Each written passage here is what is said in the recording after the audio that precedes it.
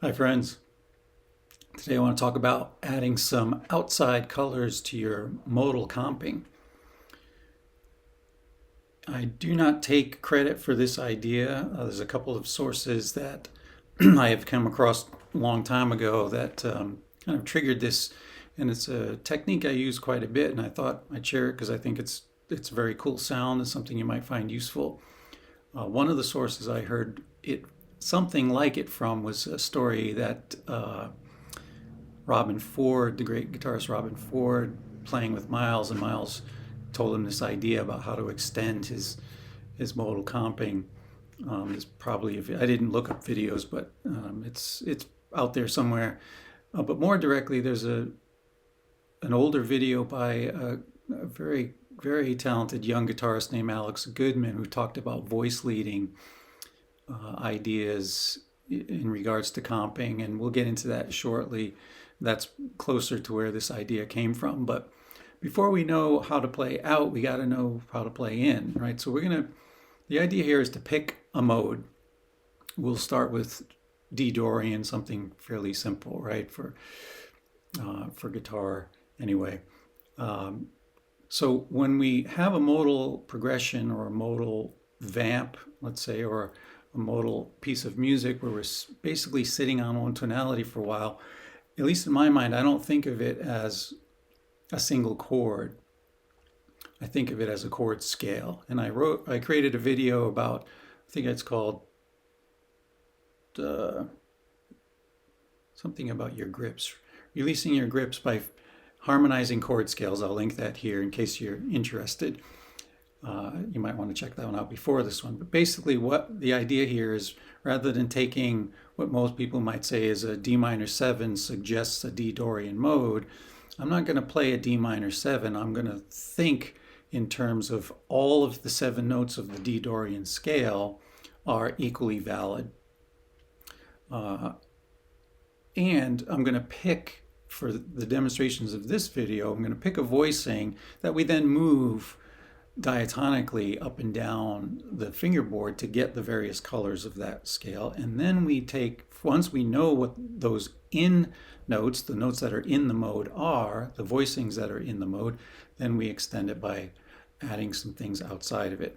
So that's the premise. So we're going to play D. I'm going to use the middle 4 strings, 4-note voicings, and I'm going to build it in fourths. So D, G, C, and F. And I'm thinking of this as a potential voicing for D Dorian. And then I'm going to just simply move up the fingerboard each note diatonically to D Dorian. So we get this voicing, looks like the same shape, a whole step higher. E, A, D, and G. Then when we get to F, we have a bit of a different shape. F, B, E, and A. And then up to G, G, C, F, and B natural. And then up to A, the same shape again. A, D, G, and C. And then up a whole step. B, E, A, and D. And then we get this voicing. C, F, B, and E. And then finally back to an octave higher from where we started. So 4 of the voicings have the same shape. And the 3 others have something a little bit different. So the first step of this exercise would be to get comfortable with those. Those are the in chords, right? The ones that are diatonic to the key of D Dorian. Okay, so that's all well and good, and we can jump around to these and get all this cool modal sounds, whatever you want, and that's one way to get some movement. But all in, right? It's all diatonic. Now, how do we get out? Well, this is going back to the video I mentioned about the idea from Alex Goodman, was if we use good voice leading principles, then we have a target. In this case, our target is this voicing, D, G, C, and F. We know we want to land here. If we want to create some tension and resolution, we could use good voice leading principles, which essentially just means moving the voices within the chord stepwise, whether it's a whole step or a half step, or maybe keeping some common tones. So what I'm going to do is, using that idea, is to say I'm going to take the 3 lower voices on the 5th string, 4th string, and 3rd string, and move it down a half step. And take the upper voice, which was an F, and move it up a half step. And we get this sound. But the intention, I don't care what this is in relation to D Dorian. I'm not thinking it must be in that key. I'm just thinking that it's voice-led a half step in either direction.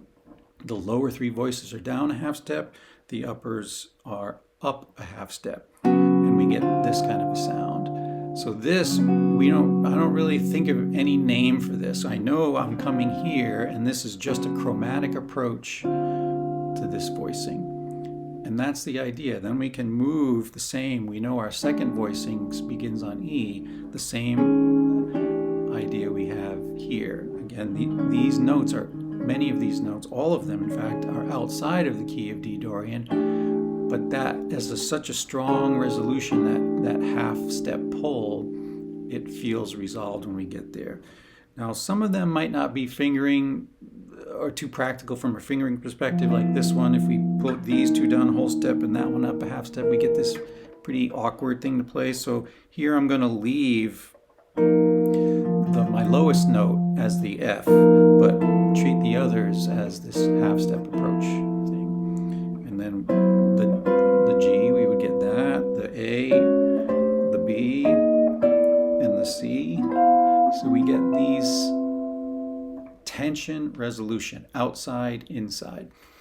And again, the name of those things really doesn't matter. The idea is you have a target. I know I'm going to land on this voice, so therefore I'm going to move the other voices chromatically up or down and resolve that tension. So I'm going to create a simple loop in D Dorian, just sort of a bass line, even though I don't have a bass, and then play some of these over so you can hear what I'm talking about.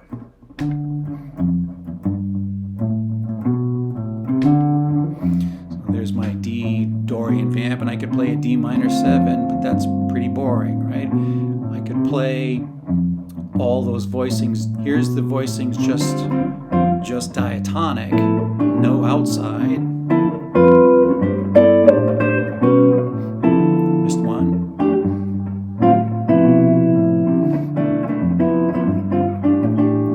So that sounds fine, right? All in.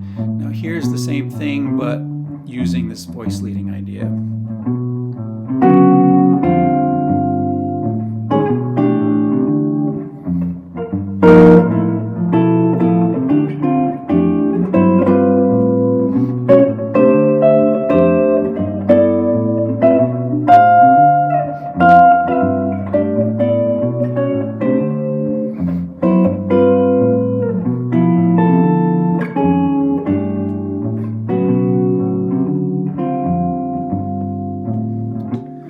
So it's pretty useful.